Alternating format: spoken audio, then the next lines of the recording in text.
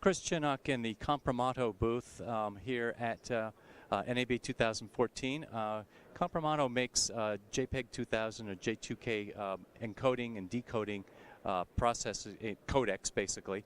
And I've just had a nice conversation with Jiri about JPEG 2000 in general. So as far as the use of codecs in post-production and in broadcast, there's kind of three major candidates that are in use. One is J2K, the other ProRes 444, and the other being DNX from Avid.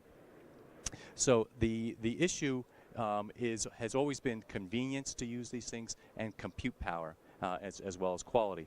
So if you kind of compare the three of these things according to Jiri, you're going to get ProRes and DNX have kind of medium of compute requirements. They have medium quality, but they also have kind of medium bandwidth requirements as well. JPEG 2000 has high quality, but higher bandwidth requirements, as well as high compute requirements as the third thing. So you kind of get what you pay for. Now JPEG 2000 is used for digital cinema to create the DCP package, but now some broadcasters are actually thinking about using J2K as well. So for example, he says ESPN is starting to do this right now, and HBO is already, in terms of internal distribution, already doing that right now for all of their editing and processing. Now, when the content is finished and has to be distributed out to cable head ends and then out to consumers, then you go with a H.264 or an HEVC kind of a codec, higher compression codec. But what's starting to change and why people are looking at J2K now is the advent of these much more powerful GPUs.